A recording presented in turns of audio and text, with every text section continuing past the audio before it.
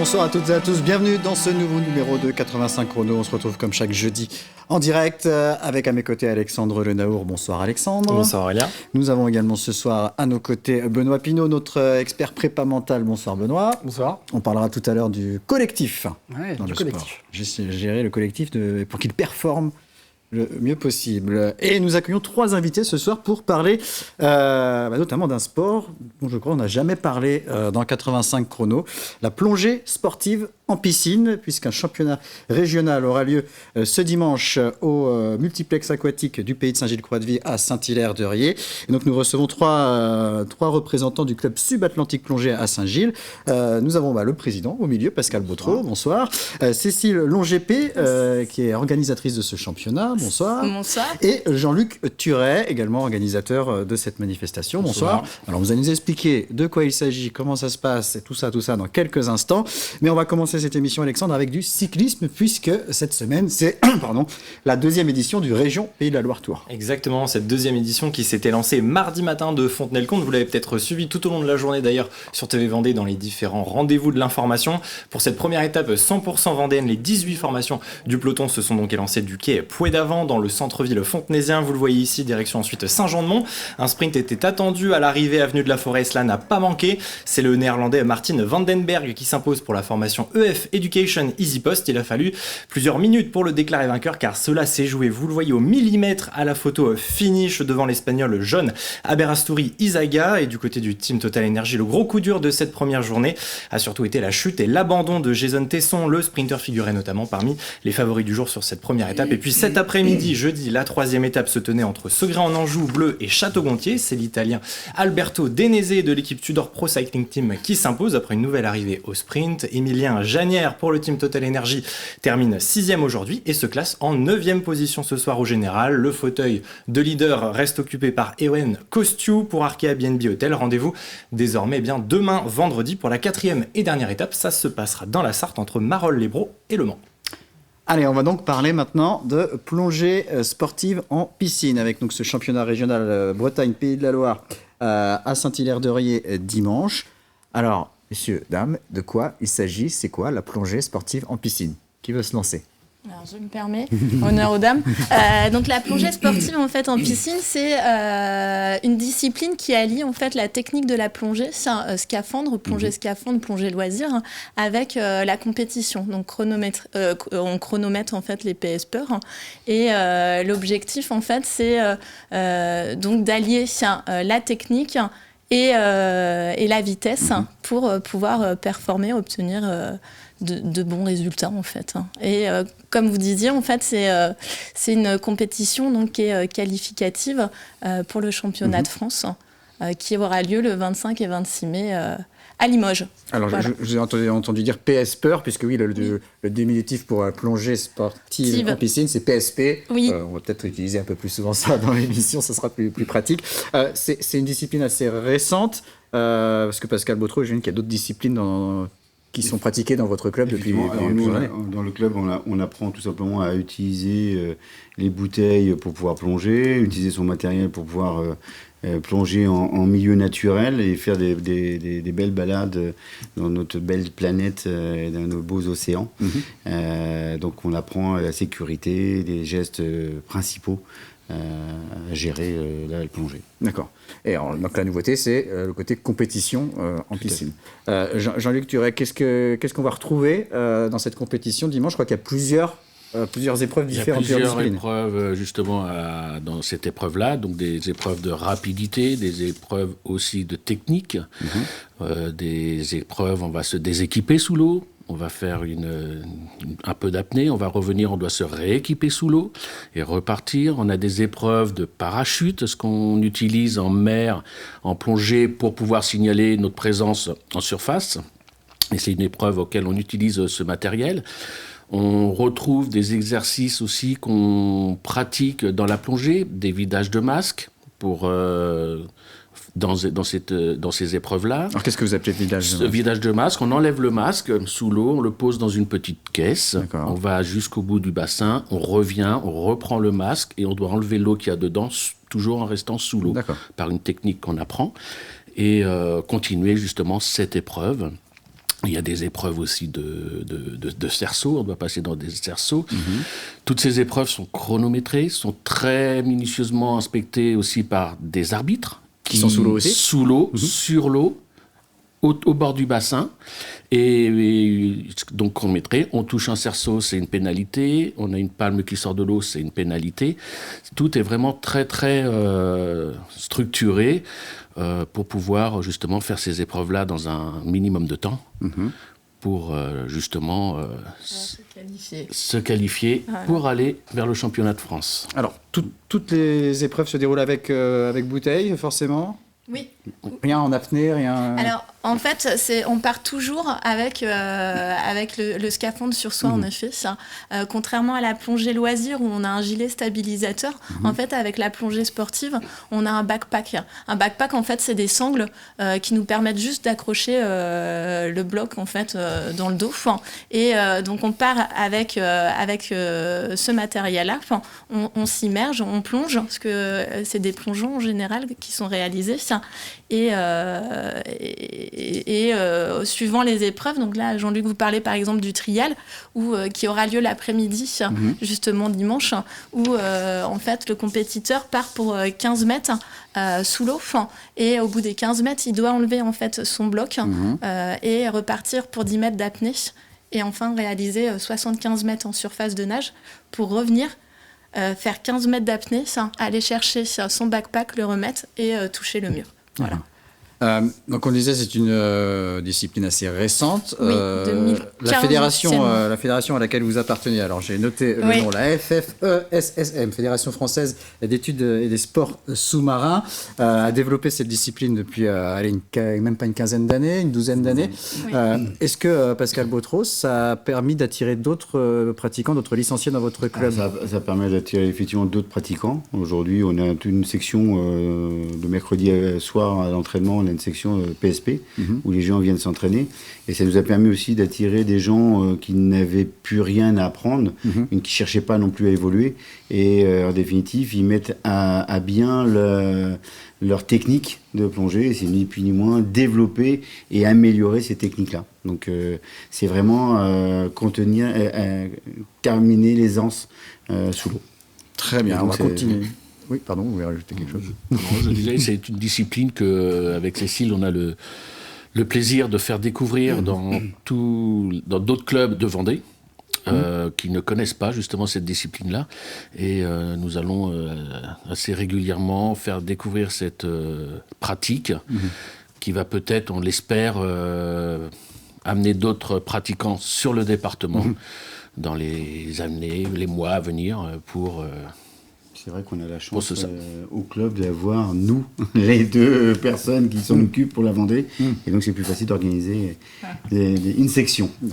On continue à parler de plongée sportive en piscine dans quelques instants, mais on va parler rapidement de basket maintenant, puisqu'on jouait mardi soir en National 1 masculine. On est toujours dans la phase 2. Et dans le groupe B, Chaland s'est imposé à domicile face à Mulhouse 86-69. Les Chalandais s'étaient inclinés 86-82 au match aller. Ils reprennent donc le panier average sur Mulhouse, même si ça va être compliqué d'aller chercher les Mulhousiens. Les Chalandais sont toujours 6e au classement, donc en position de disputer les playoffs. Il reste 3 journées. Prochain match ce vendredi soir à Boulogne, mais le match très important, ce sera la semaine prochaine à domicile face à Orchy. Allez, première partie de l'agenda sportif maintenant, Alexandre. Vous avez déjà commencé presque à en parler, Aurélien, puisqu'on va poursuivre avec la National 1 masculine. La seconde phase, elle continue, elle, dans le groupe B pour la 8e journée. Le Vendée Chaland Basket se rend à Boulogne-sur-Mer demain, vendredi à 20h. Et puis dans le même temps, dans le groupe C, place cette fois la 5e journée avec le déplacement des Sables d'Olonne sur le parquet du Lyonceau Basket. À domicile, cette fois, la Ligue féminine rend son verdict samedi soir pour la 22e et dernière journée de la saison régulière. La Roche-Vendée Basket est certes déjà assurée de disputer les playdowns, mais cette rencontre face à Charleville-Mézières pourrait compter puisque les Ardennaises joueront elles pour gagner et éviter de disputer justement les playdowns. Début de la rencontre à 18h30 à la halle des Oudéry, et puis avant cela en National 2 féminine, les espoirs du RVBC seront sur ce même parquet des Oudéry pour la 21e journée du championnat à 15h samedi. Les Tigresses recevront le Moulin Nantes Basket. On reste chez les féminines, toujours un cran plus bas en N3 féminine. On jouera là aussi la 21e journée avec 3 rencontres à domicile. Derby à suivre entre les Herbiers 7e et Chantonnay Lyonnais Saint-Germain 3e. Riévi recevra Vertou et puis de son côté le Smash accueillera le Cercle Paulbert Rennes. Lancement de toutes ces rencontres dimanche après-midi à 15h30. On remonte d'un étage pour s'intéresser aux garçons à présent avec la 23e journée de N2. À 4 rencontres de la fin du championnat, le Saint-Georges Montaigu-Vendée Basket affronte le leader, le Garonne Avenir Basket, à suivre samedi soir à 20h à la salle de sport de Saint-Georges de Montaigu. Et puis en N3 masculine, direction là aussi la 23e journée samedi soir à la même heure. Vous aurez ici l'embarras du choix avec pas moins de 4 matchs en Vendée. L'entente des clubs de la Roche-sur-Yon jouera face à Orme, Luçon Sainte-Gemme affrontera Fondette, Chalon-Riévi accueillera la réserve de Vitré, puis réception de Bayeux pour Salertaine. Un seul rendez-vous à l'extérieur, Chambretot ira à Vineuil. On passe au football à présent en National 2, la 21e journée réserve un match qui pourrait s'avérer capital en cette fin de saison entre deux équipes qui se talonnent en tête du championnat au stade Henri-Desgranges. Demain, vendredi, la Roche-VF, actuelle 2e, reçoit le leader Libourne, coup d'envoi à 19h. Et puis à noter le lendemain, le Vendée Les Herbiers Football 5e se déplacera à Romorantin, 10e du groupe. Et puis à l'échelon inférieur en National 3, direction la 22e journée, deux formations en forme, le Vendée Poiret Football et le FC Chaland se retrouvent pour un derby au stade de Lidonnière samedi soir à 18h. Dans le même temps, la Châtaigneraie affronte Sablé-sur-Sarthe. Et puis deux rencontres à l'extérieur seront à suivre. Les Sables FCOC se déplacent chez la réserve des Chamois Niortais. Fontenay-le-Comte, dauphin de la poule, ira lui et bien sur la pelouse de Vertou. Alors, que des sports collectifs dans cette première partie de l'agenda, et ça tombe bien puisque ça va être le thème de la chronique de notre expert prépa mental. Avec vous donc Benoît Pinault, la saison n'est pas terminée mais on va déjà commencer à se projeter sur la prochaine pour ceux qui encadrent des sports collectifs, les aider à créer les conditions d'un collectif qui performe. Et oui, parce qu'on a deux solutions pour créer un collectif. Soit on a le budget du Qatar, et là on embauche et on recrute les meilleurs joueurs, avec le risque que quand même ça ne marche pas toujours aussi bien qu'on le souhaitait. Et puis même des fois ça crée aussi des tensions, c'est pas toujours serein d'avoir les meilleurs joueurs. Et bien sinon la deuxième partie c'est d'essayer de créer les conditions du collectif, et puis je vais vous aider avec un petit élément visuel pour comprendre comment travailler sur le collectif. Justement, on va travailler sur chacune des lettres de l'acrostiche, les unes après les autres. Et la première, c'est justement, vous voyez, se connaître, et ce que j'appelle le cadre de relation. Dans un groupe, ce qui est important, finalement, c'est de savoir, et peut-être de demander à chacun, la question fondamentale, c'est qu'est-ce qu'il faut pour bien m'entendre avec toi. On a aussi une illustration de ça, dans le cadre de la relation, en fait, ça comprend ce qui est souhaité, ce qui est toléré, ce qui est exigé, et puis aussi ce qui est interdit. Ça permet vraiment de clarifier une fois pour toutes ce qu'on peut faire et ce que l'on ne peut pas faire avec chacun. Et ça, c'est le premier élément qui est finalement quasiment indispensable quand on crée un collectif, quelle que soit la nature de ce collectif. Le deuxième, le O de collectif, comme un objectif commun. Alors un collectif, c'est un ensemble d'individus, ça effectivement c'est assez naturel, sauf qu'effectivement, on cherche à atteindre une seule et même ambition. Sauf que dans un collectif, certains peuvent nourrir des objectifs ou des ambitions personnelles. Et des fois, ça peut nuire au collectif. Un joueur NBA qui marque 60 points dans une rencontre, mais dont l'équipe perd, ça n'a absolument aucun intérêt. On peut le voir avec Stephen Curry contre Atlanta. Alors voilà, il marque 60 points sur cette partie offensivement, il est extrêmement bon. Sauf que il en oublie de défendre. Faut pas oublier que l'objectif final, c'est quand même d'aller chercher la bague NBA. C'est pas juste d'aller marquer des points. Et ça, l'entraîneur, lui, c'est ce qu'il va scruter derrière. Donc bravo pour la perf, mais c'est pas l'objectif. Tout à l'heure, je disais, le L dans le collectif aussi, c'est des valeurs communes. C'est-à-dire que chaque membre d'un collectif doit être aussi respecté pour ses idées, pour ses opinions, pour ses contributions. En fait, c'est important de mettre ensemble et de faire remonter des valeurs socles et communes, et aussi en dehors. Et donc, important de les faire s'exprimer, ça renforce les liens entre les membres. Ça renforce l'engagement, ça renforce la solidarité. Et ça va être surtout important dans les périodes difficiles, quand il y a des matchs perdus qui s'enchaînent. L'autre point derrière, c'est de valoriser aussi les joueurs, d'accompagner les sportifs dans leur progression. Les aider à prendre conscience, en fait, de leur marge de progrès. Alors, il y a une citation de Goethe qui est particulièrement importante, et que vous aurez le loisir de réfléchir derrière, c'est si vous traitez les gens comme s'ils étaient ce qu'ils devaient être, vous les aidez à devenir ce qu'ils sont capables de devenir. Okay ? Donc on parle vraiment de progression. Et d'ailleurs, il y a un élément qui est indispensable, et là on va faire un peu de tableau blanc, je vais me déplacer un peu. Je vais prendre le petit paperboard. On a un petit paperboard, je vais vous expliquer, pendant que je ramène le tableau auprès d'Aurélien, hop, voilà, je vais essayer de ne pas trop dedans. Hop. On va se mettre derrière, j'espère qu'on voit bien ici. En fait, je vais vous expliquer comment les Navy Seals procède pour recruter. Il y a 2 mesures qui sont faites, la performance et la confiance. La performance, c'est votre niveau d'aptitude. La confiance, effectivement, c'est l'ensemble de vos valeurs, de vos attitudes, etc. Forcément, quelqu'un qui se situe ici, dans cette case-là, une performance faible et une confiance faible, personne n'en veut. Celui-ci, effectivement, c'est une personne que je vais considérer comme inapte. En général, ce qu'on cherche à avoir, c'est celui-ci, grosse performance, gros niveau de performance et grosse confiance, grosse attitude. La confiance, c'est vraiment la personne à qui vous pourriez confier votre vie. Sauf que lui, il n'existe pas, ou il y en a un. Okay. Et bien généralement, quand on recrute, ce que font la plupart des clubs, c'est de viser celui-ci. Sauf qu'on va retrouver qui là-dedans ? Effectivement, quelqu'un avec une grosse performance, mais quelqu'un de pas fiable. Quelqu'un qui va nourrir des objectifs individuels, et c'est finalement quelqu'un qui va devenir toxique dans un groupe. Donc celui-ci, en fait, finalement, c'est pas le bon choix. Et bien les Navy Seals, ce qu'ils font, eux, ils privilégient cette personne-là, une confiance très élevée, des attitudes très élevées et une performance potentiellement en dessous, voire même ici. Pourquoi ? Parce que l'entraînement, c'est quelque chose qui va permettre de nourrir la performance. La confiance, vous l'avez ou vous ne l'avez pas. Ça se travaille pas. Okay ? Donc voilà, privilégier ces parties-là. En général, quand on interroge les sportifs, ils pensent toujours être ici, dans cette case-là, alors qu'en fait, ils sont plutôt situés ici. Okay ? Donc voilà, c'est vraiment ces 2 cases-là qu'il faut identifier. Hop. Très bien. Belle démonstration. Je repose ça derrière. Et je reviens parce que c'est pas terminé. Et oui, il y avait encore des lettres. Ah, il y a encore des lettres derrière. Avec communication notamment. Et oui, la communication, en fait, elle doit être permanente. Dans le vestiaire, dans le jeu, une équipe qui fonctionne, elle se dit les choses. Il n'y a pas besoin de parler tout le temps. Des gestes suffisent. On va le voir avec les frères Lebrun, là, en finale des derniers championnats de France, où ils étaient ensemble en finale du double. Au tennis de table, il y a des gestes qui sont très, très codifiés. Et on va le voir, même au temps mort, en fait, ils se parlent quasiment plus. Il y en a un qui parle un peu de sa frustration, et l'autre le rassure. Et vous voyez, au service, il y a juste des petits gestes.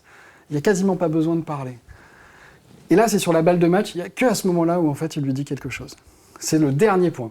Alors effectivement, quand on a une bonne communication, quand on a une bonne compréhension et une connaissance de ses partenaires, on le voit aussi à la balle de match, avec le petit check des familles, très naturel, et la joie de la victoire. Et pourtant, ils étaient menés 2-1.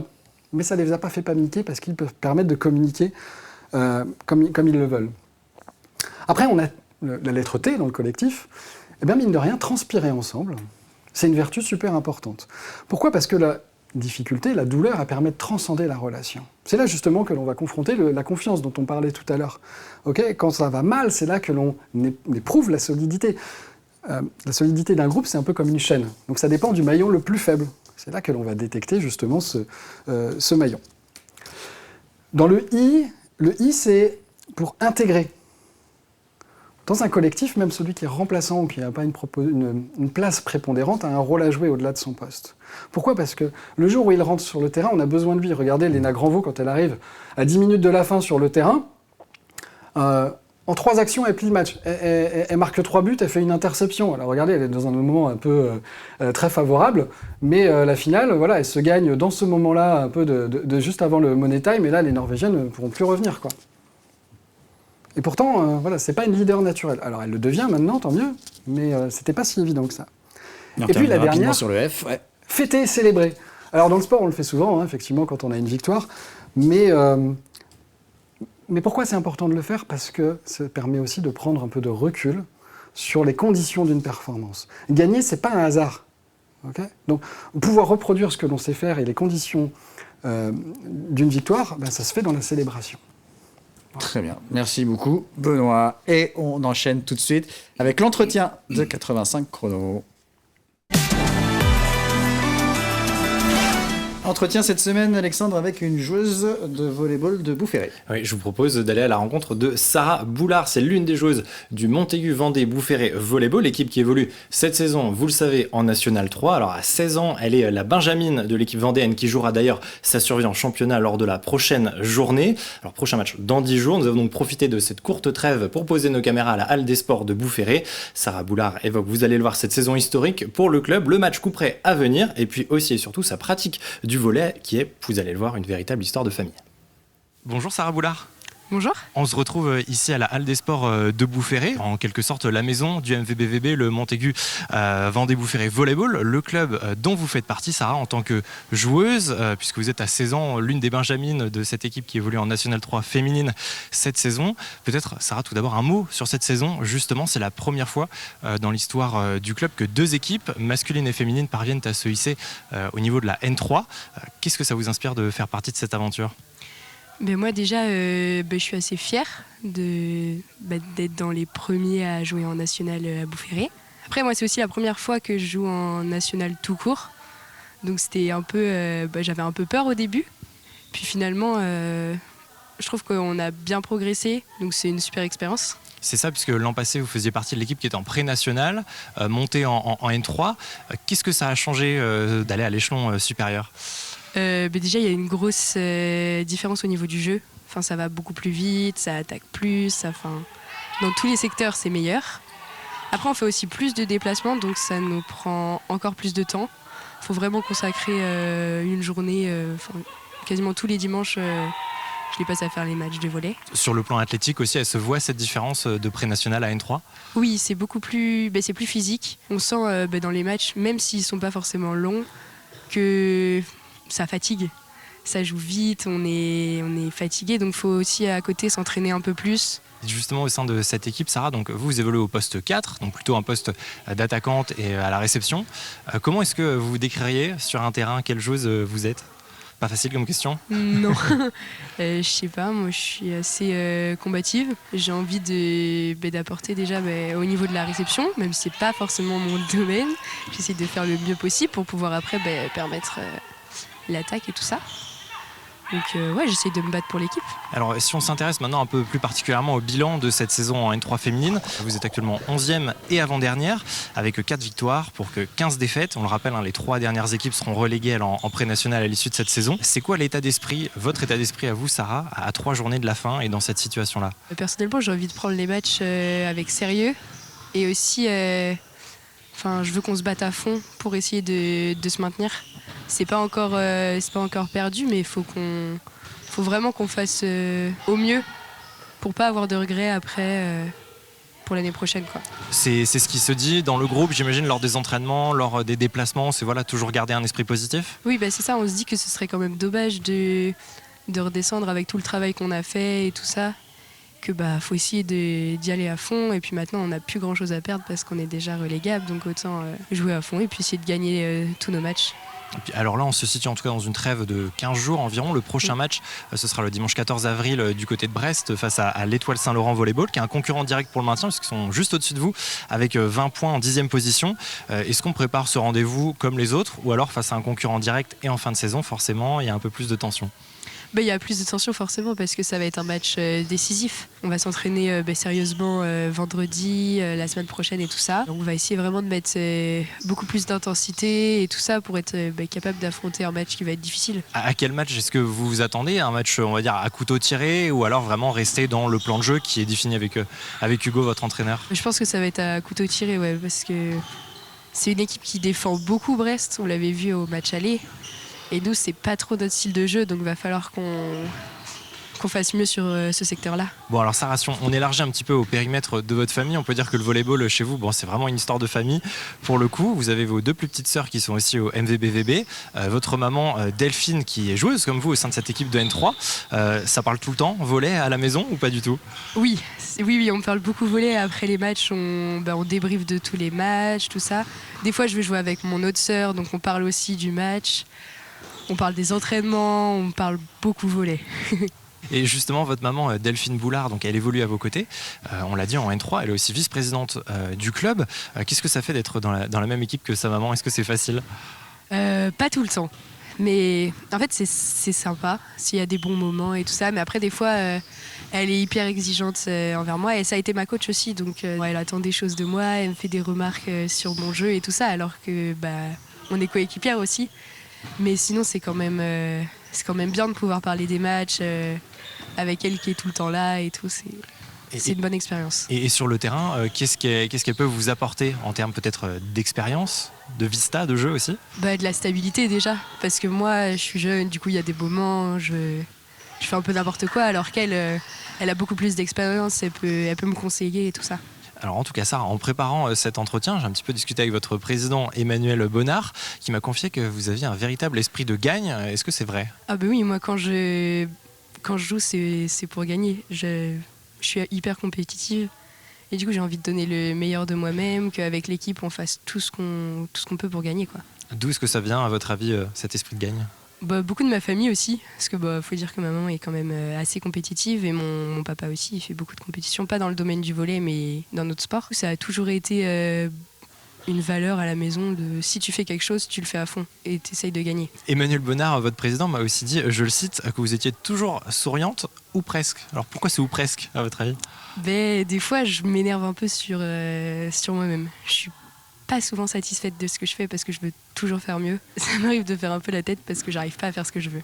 Et puis un entretien à retrouver comme d'habitude en replay dès maintenant sur tvvendée.fr. Allez, on reparle de plongée sportive en piscine avec nos 3 invités du club subatlantique plongée. Alors, je me posais une question en pensant à cette compétition, donc championnat régional, même interrégional, parce que Bretagne, Pays de Loire, dimanche à Saint-Hilaire-de-Riez. Pour le public qui va venir, comment le public peut faire pour bien suivre la compétition, vu que les concurrents sont sous l'eau? On aura de toute façon notre speaker qui sera à justement expliquer les épreuves et à animer ça. Après, en effet, on a les gradins où ils peuvent suivre. Ils peuvent voir tout de même ce qui se passe en fait. Et puis il y a des explications. Voilà, tout à fait. Est-ce qu'on aura des Vendéens dans cette compétition pour représenter le département? Oui. Alors je me permets, je réponds. Comme c'est notre première compétition en Vendée, du coup on est bénévole et du coup les compétiteurs qu'on aurait pu avoir, en fait, on les sollicite sur la compétition. Mais l'année prochaine, on promet, il y aura des Vendéens en effet. Vous êtes le seul club en Vendée à proposer. Vous disiez que tout à l'heure vous alliez voir les autres clubs pour leur présenter. Aujourd'hui, vous êtes vraiment les seuls à le proposer en entraînement. Il y a certaines règles de sécurité qu'il faut emmener. Il faut être formé pour pouvoir le faire. Et effectivement, la chance que l'on a au club, c'est qu'on a les 2 formateurs. Voilà. D'accord. Il y a également une section sportive dans un collège. Expliquez-nous comment ça fonctionne. Tous les mercredis matins, il y a un partenariat qui est fait avec le collège privé de Saint-Gilles-Croix-de-Vie, où on emmène les enfants de 5e s'initier à la plongée. Et donc, on a la chance d'avoir un certain nombre de papis bénévoles qui se font une joie de leur faire découvrir notre beau sport. Et les enfants reviennent plus que grandis, parce que bien souvent, on les retrouve l'année suivante, mais là, pour adhérer au club, pour passer leur niveau. Alors, on parlait tout à l'heure des cette année, on a 21 personnes. 21 élèves. Alors, on parlait tout à l'heure des différentes épreuves. Alors, le 50 mètres immersion, le 200 mètres trial, le 100 mètres combiné. Donc, ça, il y a des épreuves individuelles et en équipe. Est-ce que quand on se lance dans la piscine, dans la plongée sportive en piscine, on doit se spécialiser rapidement vers une de ces épreuves, ou est-ce qu'on est capable de tout faire? Oui. Alors là, nos compétiteurs, par exemple, qui seront présents dimanche, la majorité font toutes les épreuves, en fait. Après, forcément, il y en a certaines où ils sont plus à l'aise que d'autres. On a parlé tout à l'heure du trial, celle où faut faire l'apnée. Donc il y a 75 mètres à faire le plus rapidement possible en étant en surface et après enchaîner avec l'apnée. Celle-ci est un peu plus technique et c'est vrai qu'en général, les nageurs et apnéistes en sortent mieux que les plongeurs. Voilà. Est-ce que pour se perfectionner sur une plongée sportive, est-ce qu'il y a d'autres disciplines qui sont recommandées? Je sais pas, est-ce que par exemple la course à pied, le vélo, ce genre de choses, ça peut aider aussi pour le souffle, tout ça? Tout à fait, ça. Tout ce qui est cardio. Voilà, ça reprend les 3 filières, c'est pareil en fait. Donc en effet, aller faire son jogging régulièrement, ça aide. Après, la PSP, on fait pas mal bosser, comme vous pouvez voir, notamment les jambes. Donc en effet... Puis aussi du poids sur les épaules, finalement, avec la bouteille. Donc il y a tout ça à travailler. Contrairement à ce qu'on peut penser, on est sous l'eau et donc on est en apesanteur et donc on n'a plus de phénomène de poids. Voilà, pour le bloc en effet sur les épaules. Mais on fait travailler pas mal les cuisses, voilà. Pascal Bautreau, un mot sur ce club subatlantique plongée de manière un peu plus générale. Depuis quand il existe? Combien de licenciés il rassemble? Et quelles sont les différentes activités qu'il propose? On en a parlé un petit peu, des sorties aussi un peu en nature. Le club il est créé depuis 1979. Une personne qui s'appelle M. Patrick Chaussonneau qui a ramené quelques copains et qui ont développé le club. Aujourd'hui, on a passé la barre des 100 licenciés. On fait partie des plus gros clubs de Vendée, des 18 clubs de Vendée. 18 clubs en Vendée quand même? 18 clubs en Vendée, tout à fait. Donc une centaine de licenciés, on est 20 moniteurs. Tous les restes, on forme des préparants niveau 1, niveau 2, niveau 3. On peut avoir des niveaux 4 là où on est obligé d'aller un peu affilier avec d'autres clubs. Et on a aujourd'hui, on doit être 2 tiers d'hommes et 1 tiers de femmes. D'accord. C'est un sport qui se féminise. Très bien. Mais sûrement. Eh bien, depuis cette année, nous avons mis en place aussi une section apnée. D'accord. Qui n'existait pas avant. Donc, depuis septembre, un nouveau créneau a été fait avec des encadrants apnéistes pour justement aussi développer cette activité-là. Et on a un peu plus d'une vingtaine d'apnéistes. Très bien. Et ben ça se passera dimanche, en tout cas, multiplex aquatique à Saint-Hilaire-de-Riez, avec cérémonie d'ouverture à 9h20 et première épreuve à 9h30. On poursuit avec le reste de l'agenda, Alexandre. Et ce deuxième volet qui démarre avec un premier rendez-vous à l'extérieur en ring hockey, direction la 15e journée de N1 Elite. La Vendéenne sera à Ploufragan, rencontre lancée samedi à 20h30. On poursuit en Vendée, place ce dimanche à du skateboard. Après une première étape annulée le week-end dernier, le Vendée Skate Tour s'installe pour cette seconde étape au Sable d'Olonne avec une épreuve de bowl. Si vous êtes curieux, cela commence bien à 10h ce dimanche. On reste sur la côte plus au nord cette fois, nouvelle compétition de char à voile. C'est le Grand Prix Open MC2, lancement des courses dès 8h à Notre-Dame-de-Mont dimanche matin.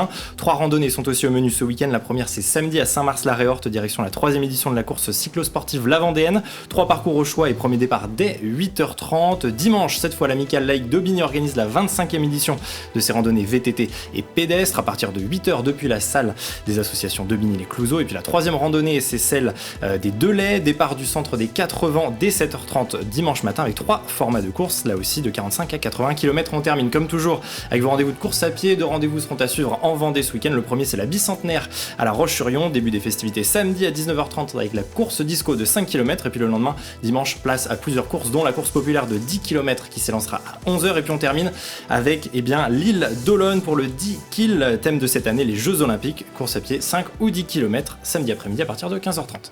Allez, il nous reste un tout petit peu de temps pour terminer cette émission avec le quiz. Et donc, comme à chaque fois, Alexandre, vous avez concocté quelques questions pour nos invités et notre chroniqueur autour de la plongée, de la piscine, du milieu aquatique. Exactement, thème aquatique pour ce soir. Alors, première question, on cherche une ville. Quelle ville accueille le bassin de plongée le plus profond Dubaï. du monde? Oh, Dubaï, sans tricher. Ah là, il est sans- magnifique. Alors- Parce que l'intérieur est juste magnifique. Puisque vous savez beaucoup de choses, Benoît, combien de profondeur ce bassin? 65. Ah, pas loin. C'est pas loin. 60. C'est 60 mètres. 60 mètres, 60 mètres. ouais. 60 et 2 cm, très précisément. Alors, quelle structure des Jeux Olympiques de Paris a été inaugurée ce matin? C'est la piscine olympique de Saint-Denis. C'est ça, le Centre aquatique olympique de Saint-Denis, où s'est déroulé le tout premier championnat de France de plongée sportive en piscine en 2015. À Nice. Non. Alors, Nîmes. c'est ça, Nîmes, c'est Nîmes, pardon. exactement. Alors, une autre question qui m'a valu beaucoup de recherches cet après-midi. Oui. Alors, quel est le volume en mètres cubes du bassin sportif de 25 mètres où vous serez à Saint-Hilaire dimanche pour les épreuves? Ah, il a quand même appelé le responsable technique. Voilà, donc on allait chercher la donc, piscine. en mètres cubes. Et on a le volume exact. Les gars, c'est bon. 80 mètres cubes. Beaucoup On plus. est loin. Plus que ça, oui. 300. Ouais, pas loin de 500 mètres cubes, je crois. Alors, c'est encore plus. On est à 652 mètres cubes, très précisément. On a le temps encore peut-être pour quelques Oui. questions. Alors, quel record a battu le Croate Budimir Sobat en mars 2021? La plus longue apnée. C'est la plus longue apnée, effectivement, apnée statique de... Combien 11 minutes, je crois. 22, 23. C'est plus, c'est ça, en statique, c'est plus que ça. C'est 22, 25. 23. 24 et 37 secondes. Et puis allez, une petite dernière. Quel est le nom du brevet obligatoire pour les jeunes pour pratiquer la plongée sous-marine? Plongée d'argent. Très, on a plusieurs plongeurs d'or, d'un bronze, C'est ça. Plongeur d'or, d'argent. plongeur d'argent. Voilà. Voilà. Bon, très fort encore. Ça va, ce ça soir, va. les invités. Et Ouais, chroniqueur ouais, pas mal je aussi. vais là. Et une belle performance de Nova qui était inattendue. Qui a surnagé. Merci beaucoup en tout cas à vous trois. Merci Bon à courage vous. pour ce week-end, bonne organisation. Donc on le rappelle, dimanche au multiplex aquatique du Pays de Saint-Gilles-Croix-de-Vie, championnat interrégional de plongée sportive en piscine. Merci Benoît, à bientôt. Merci Alexandre. On vous retrouve lundi dans la matinale pour le journal des sports. Merci à vous de nous avoir suivis et très bonne fin de semaine à tous.